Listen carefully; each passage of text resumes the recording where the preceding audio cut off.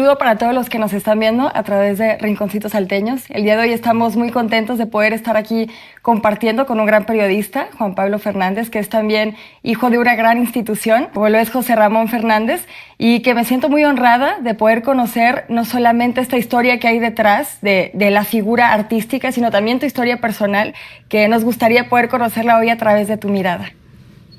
No, hombre, claro que sí, un gusto, Carla. Gracias por la invitación y bueno, ya listo para platicar de lo que quieran y pasarla bien. Pues muchas gracias, Juan Pablo. Pues como te decía, admiramos mucho tu trabajo, el trabajo de tu papá. Sabemos que es una institución, que es el padre del periodismo deportivo, pero nos gustaría que nos platiques también un poquito desde tu visión, desde tu infancia, cómo es que procesabas también tú el hecho de que tu papá pues representara esto en los medios de comunicación. ¿Cómo fue para ti? Bueno, pues te acostumbras, o vas creciendo con eso, ¿no? Al pasar de los años, te acostumbras, por ejemplo, a la fama o a que le pidan fotos, autógrafos, y lo fui creciendo viéndolo en televisión, evidentemente, y luego en la casa o y acompañando a los partidos de Puma, sobre todo en el Palomar, y cuando lo interceptaban a la porra o cuando le pedían que dirigiera una Goya, ¿no? Entonces, y en las cabinas de radio, en los foros de televisión. Entonces, pues poco a poco fui acostumbrándome y viendo que mi padre pues, un personaje importante en México, en los medios de comunicación, en el periodismo deportivo, y, y que trabajaba mucho también y que a veces no nos veía, que viajaba también muchísimo a eventos, que narraba partidos, conducía programas, que iba a Juegos Olímpicos, a Mundiales, a Copas América, Champions, Libertadores, Sudamericanas, Panamericanos, Centroamericanos, y que era su pasión el deporte y los medios de comunicación. Sí, totalmente. Y yo creo que también detrás de esta parte que es, como lo decía, la figura artística que es tu papá, ¿no? Lo que representa también tu familia en los medios de comunicación, me gustaría que nos fuéramos a tu historia, que nos trasladáramos a tu infancia. Y te lo decía, que a través de tu mirada podamos conocer también, ¿no? ¿Quién eres tú? Porque dicen que en la infancia es donde surgen los sueños y los deseos más auténticos antes de que cualquier cosa del exterior nos llegue. Y me encantaría que nos pudieras compartir también esa parte de tu infancia, de tu historia. Cuando eras niño, ¿qué es lo que te apasionaba? ¿Cuáles eran los anhelos que tenías? ¿Las cosas que disfrutabas hacer? Bueno, pues jugar fútbol, irle a los Pumas, a España también nos inculcaron mucho, ¿no? Porque mis abuelos, los cuatro son españoles, eh, y teníamos mucho contacto, nos tocó lo mejor de los dos mundos, entonces eh, mucho era también del lado español, ¿no? Los equipos y la selección. Y también aquí, ¿no? Y los medios de comunicación siempre me apasionaron, los programas de televisión y de radio, los micrófonos, las cámaras, la comedia también. Y no, éramos niños normales, jugábamos fútbol, no, teníamos no, pues, los videojuegos, los programas de televisión de niños, estar con mis primos, ¿no? Ir de vacaciones con mis abuelos a Veracruz, a distintas partes de la República, lo que más me motivaba o me atraía o me divertía, sobre todo estar con mis primos del lado de mi mamá y estar con mis hermanos también digamos que llevamos una infancia muy normal, eh, pero sí tuve cierta eh, afición por los medios de comunicación, ¿no? Por los programas, por las cámaras, los foros de televisión. Me atraía mucho eso desde chico obviamente porque pues mi papá estaba ahí, ¿no? Y lo veía a diario y veía yo la magia de la televisión y la magia del radio. Y al final de cuentas me decanté por eso y también por la comedia y el entretenimiento deportivo, porque, por ejemplo, en mundiales y en Juegos Olímpicos, de chico me le pegaba yo a Bustamante y a Víctor Trujillo. Me enamoré de cómo hacían sus sketches, sus personajes, cómo construían todo, sobre todo de Andrés. y al final de cuentas repliqué un poco eso en mi comedia, en mis personajes de TV Azteca y de ESPN, ¿no? Que fueron más de 500 sketches en televisión que hice con casi 40 personajes, imitaciones, caracterizaciones, y, y me fue bien. Digo, la comedia es muy difícil de hacer, ¿no? Es lo más difícil hacer reír a la gente porque la comedia es de gustos, eh, pero bueno, se hizo lo que se pudo, ¿no? No, y además de que pues ya tienes el talento que viene de tu papá, también es interesante ver cómo se va formando tu propio estilo, lo decías a través de la comedia, que no es una disciplina fácil y que también es una disciplina artística para poder transmitir cosas muy interesantes y muy importantes, pues de una forma agradable a los demás, ¿no? Entonces, me encantaría que nos platiques también un poquito de esta faceta artística, de cómo también nos platicabas, ¿no? Quiénes fueron tu influencia para incursionar en este medio de la comedia, pero me encantaría que pudiéramos profundizar un poco más, que nos cuentes cómo lo viviste, qué fue lo que más te gustó o alguna experiencia que te haya marcado en específico.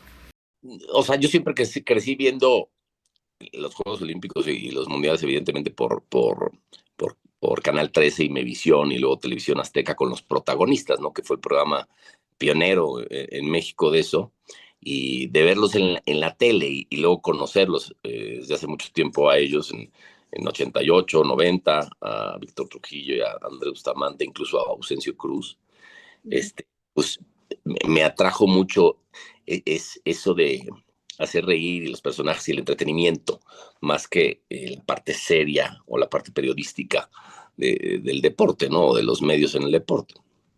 Entonces, bueno, pues en algún momento, o sea, yo me acuerdo en Francia 98, ayudarle incluso a Andrés a tirar el mono de Pepino Moretoni por las escaleras de Montparnasse, o igual también en Barcelona 92, vi cómo hacía lo de Frustrado Alcántara.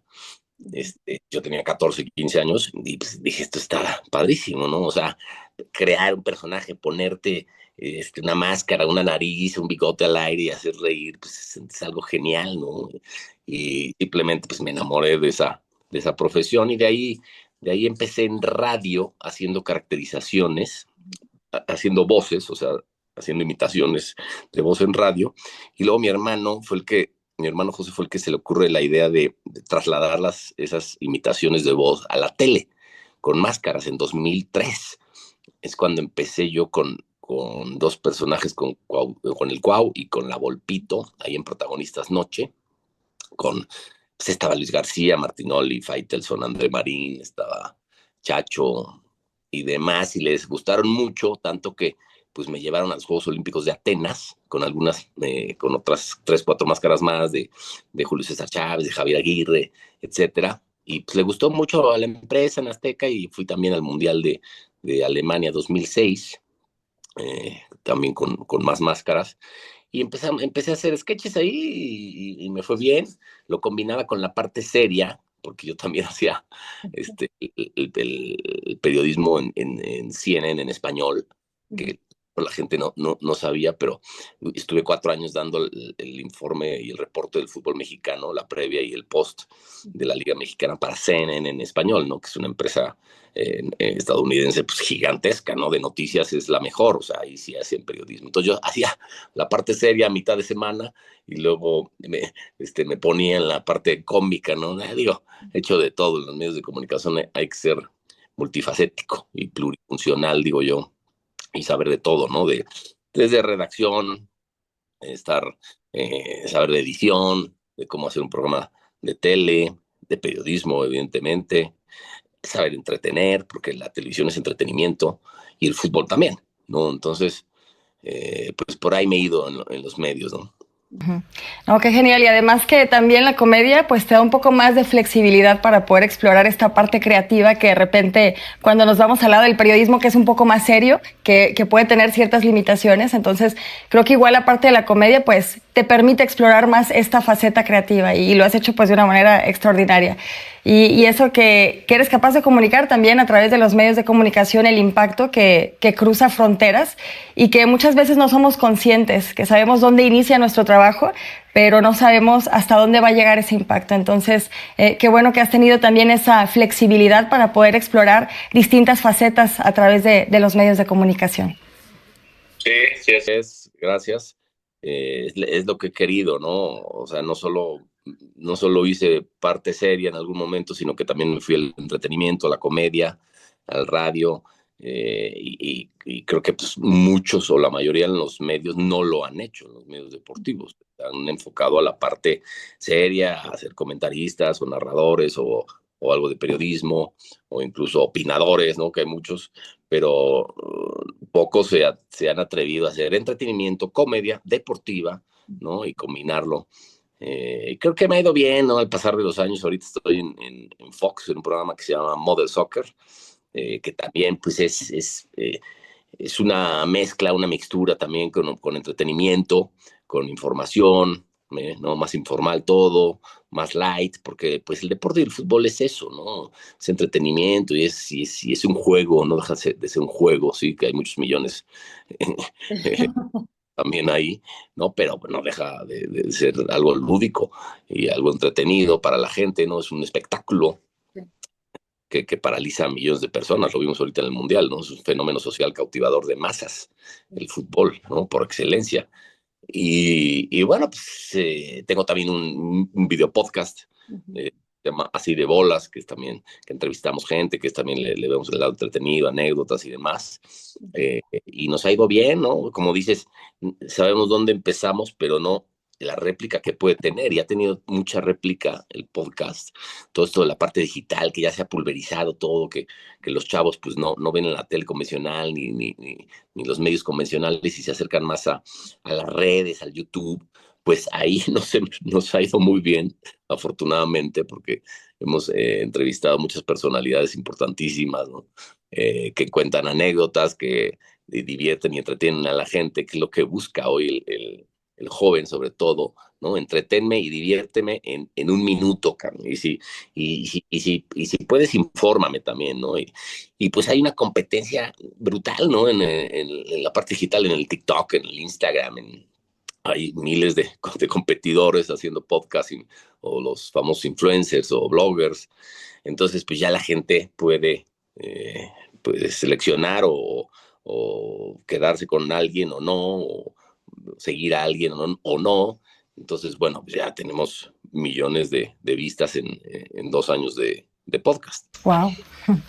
No, pues ha sido un crecimiento impresionante y como tú lo decías, el día de hoy pues a través de las redes sociales se abre esta oportunidad en que los medios se diversifican. Entonces tenemos justamente la oportunidad de poder llegar a más personas o a llegar a personas que quizá en otro momento de la historia hubiera sido difícil a través de este tipo de medios, ¿no? Y ahorita que nos platicas pues justamente de este podcast, que sí estuvimos por ahí explorando algunos videos, pero me encantaría que nos cuentes cómo inicia también este proyecto, cómo es que surge en tu mente el poder crear un proyecto así. Pues no fue mi idea, Así de Bolas fue idea de Archie Balardi, que es hijo de Tony Balardi, un gran comediante también, y que es amigo mío, y él fue el que me contactó. Yo ya había hecho un video podcast con Poncho Vera que se llamaba Dos por la Banda, incluso ya había hecho otro hace, no sé, en 2009 por ahí, que 2008-2009 con el Burro Barranqui y con Rafa Puente del Río, que se llamó La Porra Te Saluda, que también nos fue muy bien, nada más hubo 4 o 5 ediciones, pero nos fue muy bien, creo que fue de los primeros podcasts deportivos que hubo. Pero bueno, de Así de Bolas fue idea de Archie Balardi, y también me contactó, ya nos conocíamos, me dijo, oye, vamos a hacer esto, es entrevistas lights, informales. Y yo dije, bueno, pues otro podcast más, a ver qué pasa, ¿no? Yo ya no le tenía yo tanta confianza a los podcasts, pero pues sí nos pegó y qué bueno, porque ya hasta pasa en ViX, pasan IM Sports, tenemos entre YouTube y redes, pues algo así como 120 millones de views. Entonces, pues, sí ha tenido réplica, que es el objetivo de los videopodcasts. A lo mejor pues, el dinero vendrá después, o sea, sí hemos monetizado y es difícil monetizar porque te castiga mucho YouTube, te castiga mucho Facebook, que son las únicas dos que pagan. Y sí ha habido patrocinadores, pero bueno, con un video podcast nadie se va a hacer millonario a menos que seas los de la cotorriza, o, o no sé, por lo menos que seas Luisito Comunica o Juan Pazurita, ¿no? O el Escorpión Dorado. Eh, Son muy pocos los que ganan realmente gran dinero por estar en redes, ¿no? O el Fede, Videjanio, ¿no? O como se pide, que pues sí son, no sé, de un universo de 10,000 influencers, solo influencers, bloggers, youtubers, pues máximo 25 son los que les va muy bien económicamente. Los demás estamos ahí en el limbo, a veces le rascas algo, a veces monetizas, a veces te cae un patrocinador, a veces no lo hacemos para mantenernos, ¿no? Para eso trabajo en Fox. Entonces, pero afortunadamente nos ha ido bien porque hemos entrevistado a gente tipo Martinoli, a mi padre, a jugadores, exjugadores, árbitros, entrenadores, incluso artistas, cantantes, actores, comediantes. Entonces hemos diversificado también eso y hemos llegado pues, a los chavos, que a lo mejor ni conocían a todos esos, ¿no? Pero a algunos nos ha ido muy bien, a algunas otras entrevistas no tan bien, pero creo que nos ha funcionado. Claro que son también los medios, como tú lo decías, para poder acercarte quizá a diferentes generaciones. Entonces, qué mejor que a través de estas plataformas. Y me gustaría que me cuentes también, que me compartas. Yo sé que todas los episodios que has hecho son importantes para ti, pero me gustaría saber si hay algún episodio en específico o algún personaje que haya estado ahí en el podcast con el que tengas alguna anécdota o que te haya marcado por algo en específico. Este, nos hemos reído mucho con varios que a lo mejor no son tan conocidos, pero que cuentan unas anécdotas chistosísimas de vida real y de exjugadores de fútbol, etcétera. Sí, sí, como que se alivianan ahí o se sueltan, se sienten en confianza y entonces, pues, sí, sueltan la sopa y cuentan unas anécdotas, pues, algunas incluso cochinas, otras que sexuales, otras, y nos hemos reído mucho, ¿no? Por ejemplo, con Martinoli nos reímos muchísimo, porque además es un gran charlista y habla muy bien, muy cagado, es como una comedia ahí, la que hace Cristian, pues voluntaria, pero o sea, perfectamente sabe lo que hace. Eh, También, por ejemplo, con Arturo Bricio, que contó varias anécdotas de cuando fue árbitro. O sea, son muy vivenciales y eso es lo que le gusta a la gente, ¿no? Y descriptivos, ¿no? Que se ría, que cuentan anécdotas que la mayoría han sido inéditas. Y eso es lo que llama la atención y eso es lo que se va pasando, ¿no? Se viraliza, ¿no? La palabra se va pasando de TikTok en TikTok o de Instagram en Instagram y entonces ahí es cuando pues se hace una bola de nieve y cuando quieres ver, te vieron en un clip de minuto y medio, pues tienes igual 3 millones de views, que dices, sacaron, en mi vida me imaginé, es más, en ESPN yo nunca tuve un programa de 3 millones, ni cerca, cabrón. Es más, ni en tele abierta, cabrón. Pero eso es lo que te dan las redes, o sea, te puede ver en un clip de un minuto y medio, pues 3 millones de personas, ¿no? Sí, sí, que como tú lo decías, pues estamos también compitiendo por esta parte de que los contenidos sean cada vez más cortos. Pero sí, es increíble también, ¿no? Porque creo que como periodista se tiene que desarrollar la capacidad de conectar con la persona que estás invitando y de conectar con la audiencia, que es algo que yo también he visto en tu podcast, que lo logras de una manera extraordinaria. O sea, conectas con quien está ahí, conectas con quien te está viendo. Sí, y bueno, lamentablemente o afortunadamente, conectar también significa hacerlo rápido, ¿no? Casi en menos de un minuto, hazme reír, haz algo editado, que entonces pues ese es el reto, ¿no? También de la parte digital ahora en estas épocas, de pues sí, sintetizarlo todo, ¿no? Como todo se pulverizó además, todos los medios ya se pulverizaron y en digital pues tienes de todo, pues sí hay que meterle ahí, si no, ahora sí que el que no se renueva, pues pierde, cabrón, ¿no? Entonces, pues sí, hay que meterle ahí a la parte digital también, porque también por ejemplo, ahorita en Fox, en Modern Soccer, o en muchos programas, ¿no? Pasa tu programa al aire de tal hora a tal hora en un medio convencional, en televisora convencional, no sé, en Total Play, en Easy, en Sky o en Megacable. Y pues ya antes era el que lo vio, ahora no.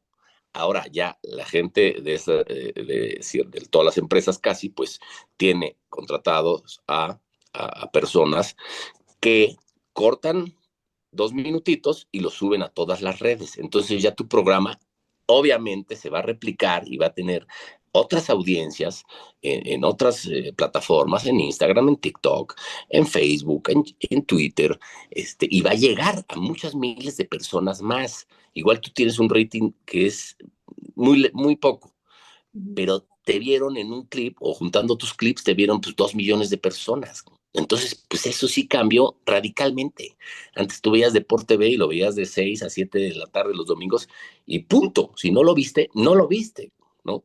Ahora tienes esa posibilidad de verlo pues en redes sociales. Se van transformando los contenidos y también la manera en la que la gente se va acercando a los contenidos y como tú lo decías, es renovarse o morir. Entonces, así es también una oportunidad que nos dan, ¿no? Igual hoy los medios de comunicación y las redes sociales. Y me gustaría que nos compartas también, bueno, sabemos que compartes este talento, lo escuchamos desde tu voz, este talento que tiene tu papá, esta habilidad y también este gusto por los medios de comunicación. Y me gustaría conocer también cómo fue este camino. Por supuesto, sé que él te estuvo apoyando, pero me gustaría que nos platiques si hubo algún consejo en específico que él te dio cuando tú comenzaste a incursionar en los medios. No, me dijo que me preparara, que estudiara, que fuera profesional, que era una profesión pues, que requería mucha disciplina, que la tele a lo mejor a veces era, bueno, que era demandante. Y me dijo también que no aceptara ni las críticas muy buenas ni las críticas muy malas, ¿no? Que me quedara en un punto medio, ¿no? Porque quien te critica y te putea y te insulta, etcétera, pues, no, pues pierde, ¿no? O sea, no. La verdad es que tienes que desechar a esa gente o a esas críticas, porque no vienen de alguien que lo está haciendo con, pues con feeling, que sabe que nada más lo está haciendo por putear. Y la gente que te alaba además, tampoco, porque algo quiere. Eso es lo que él decía. Y la verdad tiene razón. Este, y más ahora con el Twitter y el Facebook, etcétera, que te pues, ves en tus menciones o te llegan o ves en un clip, y pues hay gente que sí te critica, te insulta, y pues, esas, la verdad, hay que desecharlas, no valen, no cuentan, la neta. Ni tampoco las que te dicen que eres Dios y que eres el mejor, pues tampoco. Te tienes que quedar en un punto medio, pues, si no también pierdes la cabeza, ¿no? Hay gente que a lo mejor no está preparada para recibir tanto odio, tanto hate o tanta toxicidad de las redes, y pues incluso se vuelve loca o cierra las redes o deja de chambear en medios, que se ha pasado, ¿no? En estos tiempos que pues las redes se han vuelto muy tóxicas y hay pues gentes o cuentas demasiado tóxicas, pues hay gente que ha cerrado sus Twitter o yo a veces nada más bloqueo los que insultan, pues no estoy para leer insultos, entonces pues yo bloqueo a la gente que insulta, la verdad, porque no somos del mismo código postal, entonces no quiero estar leyendo sus insultos, entonces los bloqueo. Sí, sí, sí, muy cierto. Y que pues justamente decíamos que las redes abren esta oportunidad de tener más visibilidad o mayor exposición, pero pues también esta exposición, ¿no? De repente a las críticas, a los malos comentarios. Sobreexposición. Sobreexposición totalmente, ¿no? Pero como tú dices, hay que saber cómo manejarlo y hay que saber de quién viene también. Entonces, Viene, claro. Es importante. Y bueno, lo importante también es que a través de tu historia familiar, pues tú ya tenías esta relación directa con los medios, ¿no? Que igual antes no había a lo mejor la exposición de esta manera como lo hay a través de las redes, pero que ya tenías esta relación directa con los medios. Y hablando también de esto que es tu historia familiar, me ha tocado escuchar en algunas entrevistas que tu mamá también tuvo o jugó un papel muy importante en el desarrollo profesional de tu papá y me gustaría que nos platiques un poquito. Sí, mi mamá, sin duda, María Asunción Gutiérrez de Quevedo, es, bueno, la persona que nos educó y nos crió a mí y a mis hermanos, ¿no? Que nos dio los valores que tenemos, que siempre estuvo ahí que jugó un papel de padre también y de madre a la vez. Y con mi papá, pues sí, o sea, si no fuera por mi madre, la carrera de mi papá no hubiera sido lo que fue.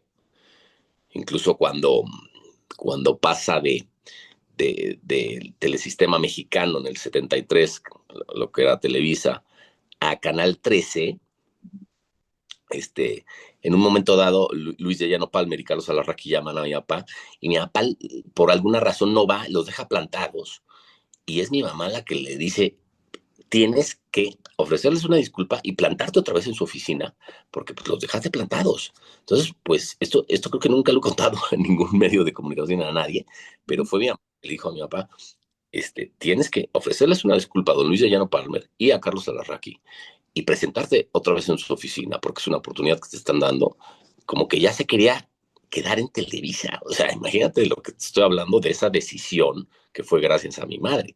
Hubiera sido la historia completamente diferente. Totalmente, En claro. una de esas, hoy yo trabajaría en Televisa y mi papá le iría a la América. Imagínate una diferencia abismal, ¿no? Sí, Pues hubiera cambiado la historia, ¿no? sí, sí, sí. Pero sí, mi mamá siempre estuvo ahí atrás de mi papá y le decía y lo apoyaba y lo coachaba, bueno, consejos de toda la vida, pues la neta.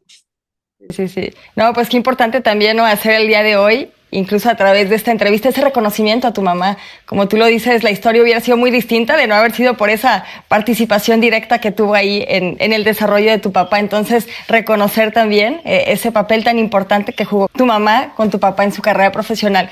Y me gustaría también preguntarte, hay igual también por ahí una anécdota que dicen que a tu papá le decían el guardabosque del Ajusco, ¿no? Entonces, me gustaría que nos platiques un poquito de eso.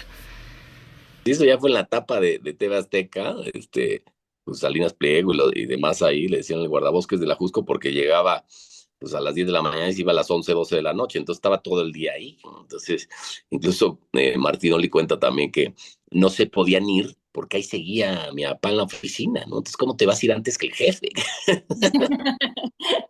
Imagínate nada más, ¿no? Por favor, no le fueran a robar el puesto.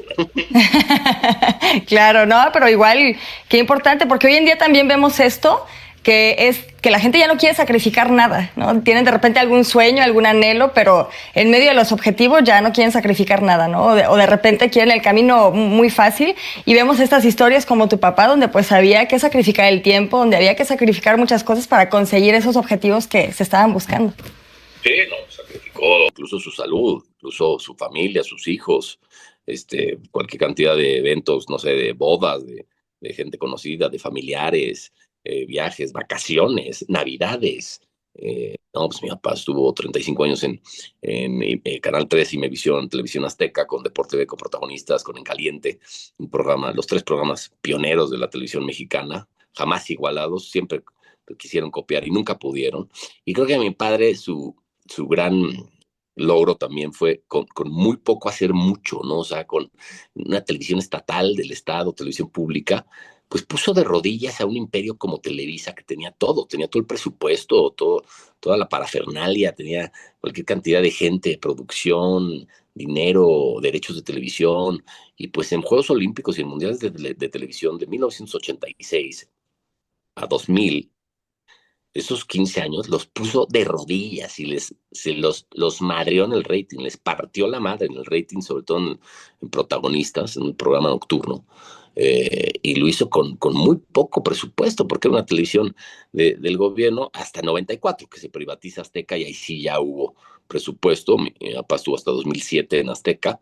Y luego, pues, bueno, pues fue en ESPN, ya va para 20 años. Entonces, imagínate, son casi 55 años en la televisión, en el radio y también escribiendo columnas. Ya hizo 3 libros, bueno, 3 libros, 5, ¿no? Si contamos lo de Deporte TV del aniversario 30 y uno que acaba de sacar con su escuela, tiene un bachillerato que se llama José Ramón Fernández, que es una escuela de periodismo deportivo como tal, que no hay en México. Y bueno, creo que pues ha tenido mucho éxito y qué bueno, porque se lo merece, porque ha trabajado muchísimo.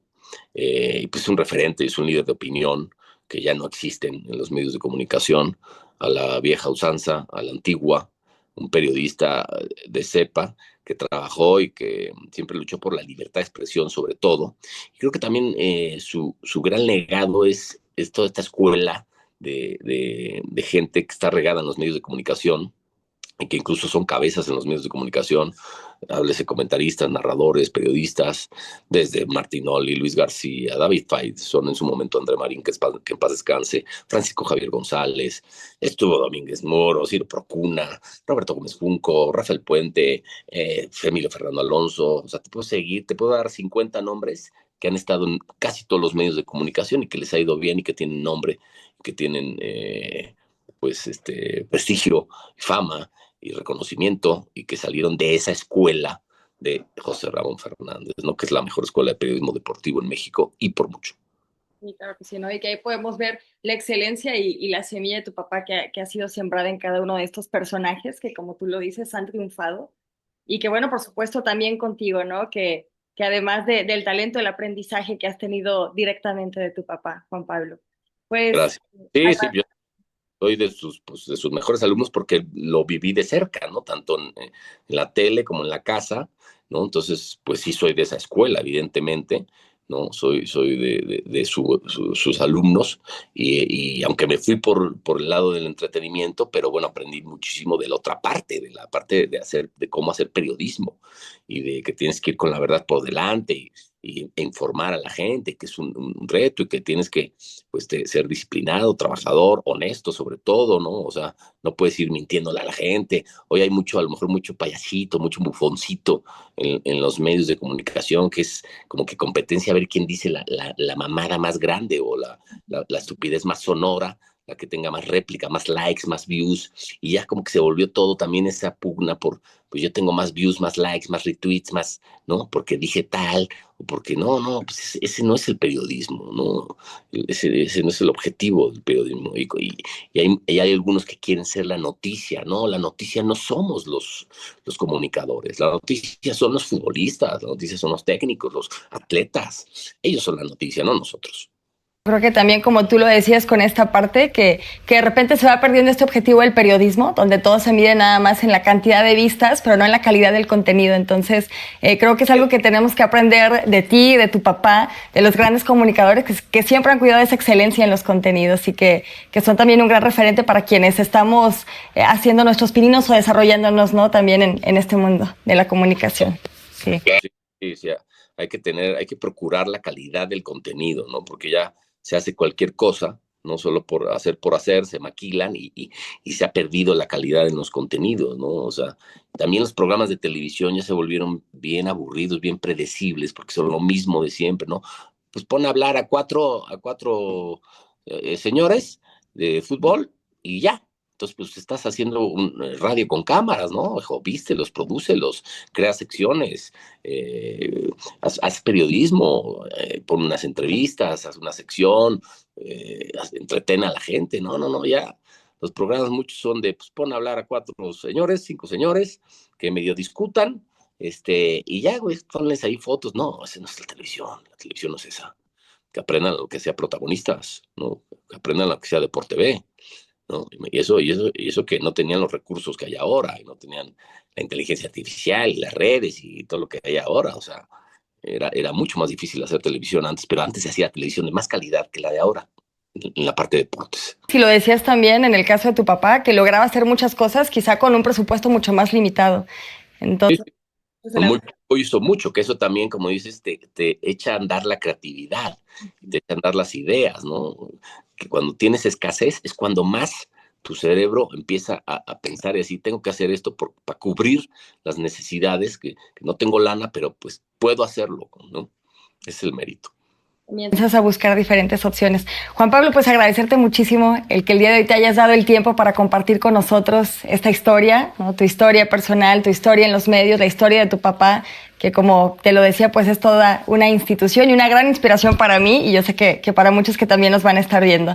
De verdad te agradezco muchísimo por haber estado compartiendo con nosotros el día de hoy. Hombre, nada que agradecer, Carla, estuvo muy entretenida la plática y gracias por tus palabras y por la entrevista. Aquí estoy a tus órdenes. Un abrazo y un placer. Muchas gracias.